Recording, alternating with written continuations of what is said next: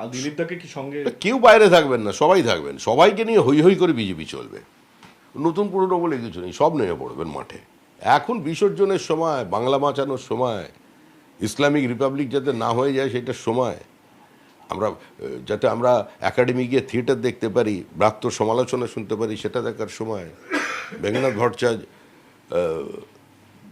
অন্য চন্দন সেনেদের কথা শুনবো, আমরা একটু একাডেমি চত্বরে ঘুরবো। আর আপনার কি বুদ্ধিজীবীদের সঙ্গেও আলাপচারিতা করবেন, কলাকুশলীদেরকেও সঙ্গে নেবেন বাংলার?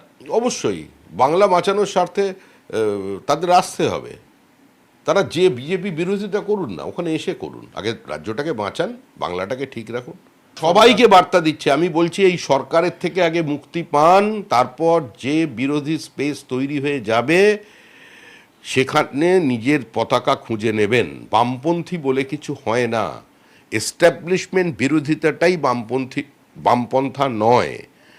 আমরা আমাদের যে অবস্থান সেটা বড় লোকের বিরুদ্ধে গরিবের লড়াই নয়, গরিবের ক্রয় ক্ষমতা বাড়ানোর লড়াই, গরিবকে বড়লোক করার লড়াই, গরিবের অর্থনৈতিক উত্তরণের লড়াই।